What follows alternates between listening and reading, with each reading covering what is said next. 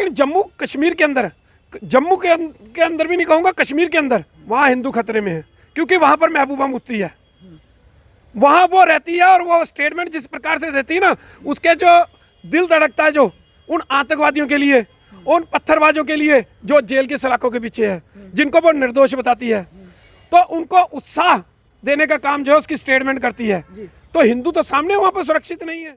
अगर इतना दर्द होता उसको अल्पसंख्यकों का, तो डांगरी के अंदर जाती ना, उस माँ के आंसू पहुँचती जिसने अपना पूरा परिवार खो दिया, जिसके 2 जवान बेटे जो हैं वो डांगरी के अंदर शहीद हो गए, आतंकवादियों ने कर दिए।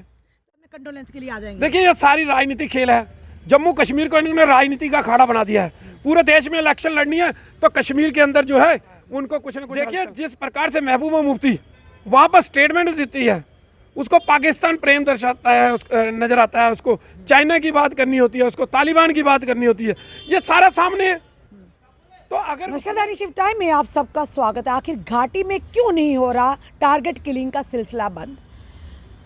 भाजपा के जो नेशनल जनरल सेक्रेटरी थे तरुण चुग जम्मू में आते और कहते हैं पीएम पैकेज और आल जम्मू में रिजर्व कैटेगरी एम्प्लॉइज़ को कि आप अपनी ड्यूटी घाटी में जाकर रेज्यूम करिए, आपकी सुरक्षा की जिम्मेदारी हमारी। अभी 2 दिन ही हुए थे, तो कल की अगर बात करें किस तरह से संजय शर्मा की जान ली आतंकियों ने। 2 दिन पहले की बात करें, वहाँ के लोकल एक मार्टियर शहीद जो कि कांस्टेबल थे, उनके जो बेटे थे उन पर जानलेवा हमला किया। आखिर कहाँ है कमियाँ, कहाँ पर? आखिर क्यों ये सिलसिला बंद नहीं हो रहा और क्यों लगातार आतंकी सक्रिय है? कभी थ्रेट लेटर पे थ्रेट लेटर निकालते हैं, कभी कुछ। और वहीं दूसरी तरफ वहाँ के कश्मीरी नेता लगातार बयानबाजी करते, जिस तरह से हाल ही में महबूबा मुफ्ती ने भी कहा कि कहीं ना कहीं ये हिंदू राष्ट्र नहीं भाजपा राष्ट्र बनाना चाहते हैं। और साथ ही साथ उन्होंने ये कहा कि बार बार वो कहती हैं कि बातचीत से बात होनी चाहिए, बातचीत से मसले हल होंगे। आखिर किस तरह के मसले हल होंगे कि वहाँ के लोगों के साथ साथ दूसरे लोग भी वहाँ सुरक्षित नहीं है? इस समय हमारे साथ राकेश बजरंगी है। अगर जिस तरह से टारगेट किलिंग को लेकर लगातार ये प्रदर्शन करते हैं, पाकिस्तान का पुतला भी जलाते हैं, इन्हीं से जानने का प्रयास करते हैं। राकेश जी, कमियां कहाँ हैं, कहाँ कमजोरियां हैं जो लगातार आए दिन इस तरह की टारगेट किलिंग देखने को मिल रही है? देखिए कमियां, देखिए सरकार हमेशा कहती आई है कि हमने सुरक्षा के पुख्ता इंतजाम किए हैं, लेकिन मुझे बताइए कि कहाँ है सुरक्षा? जिस प्रकार से चाहे वो केंद्र सरकार हो, केंद्र सरकार से गृह मंत्री जी क्या देते थे, एक बड़ी मीटिंग बुलाते हैं और हर बार उस मीटिंग के बाद ये निर्देश देते हैं कि सुरक्षा के पुख्ता इंतजाम जो है वो किए जा रहे हैं और वहाँ पर सब सुरक्षित है और वहाँ पर किसी प्रकार का आतंकवाद नहीं है। लेकिन कल की घटना देखिए आप, संजय शर्मा एक बैंक में कर्मचारी हैं, गार्ड के तौर पर जो है वो वहाँ पर कर्मचारी लगे हुए, उनको बीच बाजार के अंदर गोली मार दी जाती है। और बीच बाजार के लिए, बाजार में कितनी भीड़ भाड़ होती है, और वहाँ पर गोली मारने के बाद वो आतंकवादी जो है वो बच के निकल जाते हैं। वो आतंकवादियों को क्या ज़मीन निकल गई या आसमान निकल गया? कहीं ना कहीं उनके जो है हमसाए जो हैं, जो उनको सुरक्षा प्रदान करने वाले हैं, जो उनके लिए रैकी करते हैं, जो उनके लिए खाना मुहैया करवाते हैं, धन मुहैया करवाते हैं, जो उनको रहने का स्थान देते हैं, वो कहीं ना कहीं उसी शहर के अंदर मौजूद होते हैं। सरकार उनको क्यों नहीं ढूंढ पा रही है अभी तक? जब तक उनको नहीं ढूंढ पाएंगी तो ये आतंकवादी काबू में आने वाले नहीं हैं। उसके बाद इससे सरकार की भी पोल खुलती है कि सरकार की सुरक्षा कहाँ है। आप देख रहे हैं कि कई दिनों से वहाँ के मुलाजिम जो हिंदू मुलाजिम जो कश्मीरी पंडित हो जाए, चाहे वो रिजर्व कैटेगरी के हों, वो सब यहाँ पर आकर बैठे हैं और कितने महीनों से यहाँ पर धरना प्रदर्शन कर रहे हैं। लेकिन सरकार ने क्या किया कि उनकी सैलरी बंद कर दी, एक दबाव बनाया उनको कि आप दोबारा से वहाँ पर ज्वाइनिंग कीजिए, हम आपको जो है वो सैलरी रिलीज करेंगे।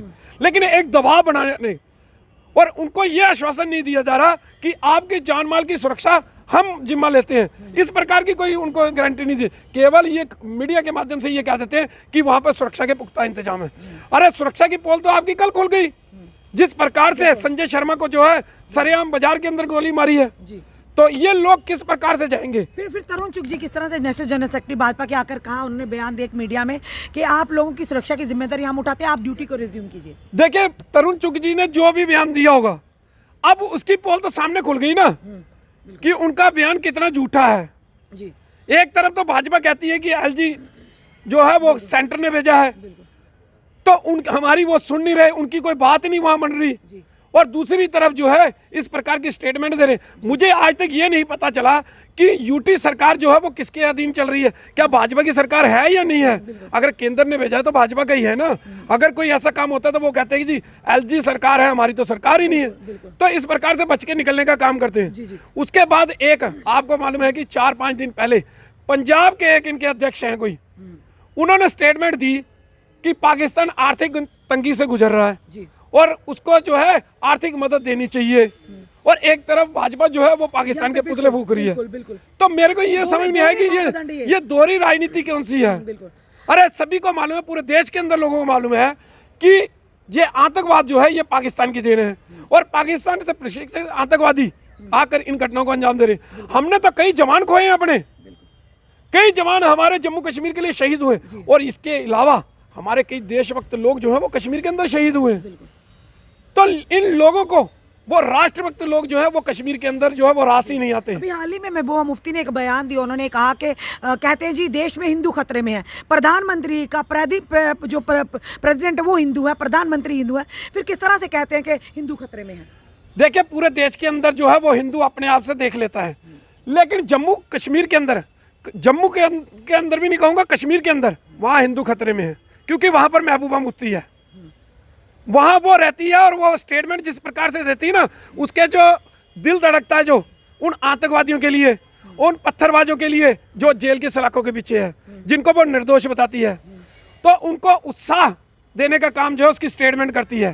तो हिंदू तो सामने वहाँ पर सुरक्षित नहीं है, तो वो अपने एरिया की बात करे ना, वहाँ की बात करे। कल अनंतनाग का ही एरिया है ना वो पुलवामा, जहाँ पर ये घटना हुई है, और ये अनंतनाग से सांसद भी रही है और अनंतनाग से ही इलेक्शन लड़ती है ये।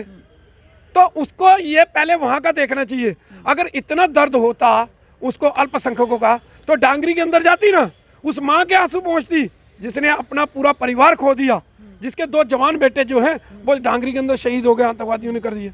तो कमियां कहाँ पर है कि किसका, कौन इस किलिंग्स का जिम्मेदार है, ये बड़ा सवाल है। क्योंकि अभी तक देखिए ना, जिस तरह से थ्रेट लेटर पे थ्रेट लेटर निकल पा रहे हैं, अगर सरकार की बात करें या भाजपा की बात करें या एलजी एडमिनिस्ट्रेशन की, अभी तक वो पता नहीं कर पाए कि ये आखिर लेटर कहाँ से आ रहे हैं। उनकी सैलरीज बंद कर दी है, ऊपर से तरुण चुग ये बयान देते हैं, यानी सीधे सीधे आप कह रहे हैं जाइए भी, कुछ होगा बाद में कंडोलेंस के लिए आ जाएंगे। देखिए ये सारी राजनीतिक खेल है। जम्मू कश्मीर को इन्होंने राजनीति का अखाड़ा बना दिया है। पूरे देश में इलेक्शन लड़नी है तो कश्मीर के अंदर जो है उनको कुछ न कुछ हलचल, तो वहाँ का मुद्दे लेकर वो पूरे देश के अंदर इलेक्शन लड़ते हैं। इस प्रकार की घटनाएं जो हैं वो ये राजनीतिक खेल जो है वो खेला जा रहा है। देखिए जिस प्रकार से महबूबा मुफ्ती वहाँ पर स्टेटमेंट देती है, उसको पाकिस्तान प्रेम दर्शाता है, नज़र आता है, उसको चाइना की बात करनी होती है, उसको तालिबान की बात करनी होती है, ये सारा सामने है। तो अगर उसने, वही तो भाजपा के नेता भी तो हमदर्दी बता रहे हैं ना कि देखिए मैंने कहा ना भाजपा के लिए बोला मैंने, फिर दोहरी राजनीति क्यों कर रहे हैं, दोहरे बयान क्यों देते हैं? वो कश्मीर के ऊपर राजनीति की जा रही है सारी। अगर इन्होंने आतंकवाद को समाप्त करना है, आप आर्मी, सेना, पुलिस, पैरामिलिट्री को फ्री हैंड कर दीजिए। अगर 2 दिन के अंदर सेना, पुलिस, पैरामिलिट्री फोर्सेस खत्म ना कर दे इसको, अगर सेना कोई काम करती है तो यही लोग उसके ऊपर उंगली उठाने का काम करते हैं। ये आपके सामने है कि बार बार सेना के ऊपर उंगली उठाने का काम जो है ये महबूबा मुफ्ती भी करती रही है। अगर सेना को एक पावर जो है अस्पा दिया गया है, ये उसको भी हटाने का काम करती है, बात कहती है। अगर अस्पा हट जाए तो हम तो यहाँ 2 दिन नहीं रह सकते।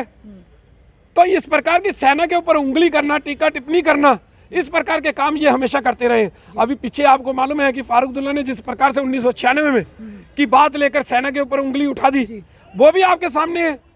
महबूबा मुफ्ती हमेशा ही सुरक्षा बलों के ऊपर उंगली उठाती रही। ये वही महबूबा मुफ्ती है जो भाजपा के साथ सरकार बनाकर कहती थी कि जो लोग वहां पर मारे जाते, बोलो वो टॉफियां लेने गए थे, क्या दूध लेने गए थे। तो ये दोहरी राजनीति नहीं है उस समय उस प्रकार की स्टेटमेंट, और आज ये उन्हीं भाजपा के खिलाफ बोलती है।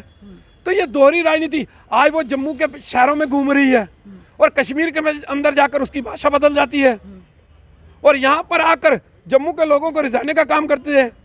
अरे जिस प्रकार से इन पार्टियों को तहस नहस हुआ है, ये डूबता जहाज बन गए हैं। जिस प्रकार से इनके जो वो एक्स MLA हैं या इनके लीडर हैं, जिस प्रकार से इनको छोड़ कर भाग रहे हैं, वो सभी के सामने। तो अब सत्ता, केवल इनको सत्ता चाहिए। ये सत्ता के भूखे भेड़िए हैं, जिंदगी से कोई लेना इनको कुछ नहीं लेना। इन्होंने केवल इन लोगों के ऊपर राजनीति करनी है और इनको केवल सत्ता चाहिए, क्योंकि अब इनके पास सत्ता का सुख नहीं है, लेकिन इनको अब सत्ता वापस पानी है, इसलिए सत्ता ये जम्मू से तो ले नहीं सकते, इनको कश्मीर में ही दौड़ है। तो ये कश्मीर से सत्ता का सुख भोगने के लिए इस प्रकार की स्टेटमेंट देकर कश्मीर के लोगों को खुश करने का काम ये लोग करते हैं। और अगर ये उन पत्थरबाजों की हिमायत नहीं करेंगे, ये आतंकवादी की हिमायत नहीं करेंगे, तो ये वहाँ के लोगों को खुश नहीं कर पाएंगे।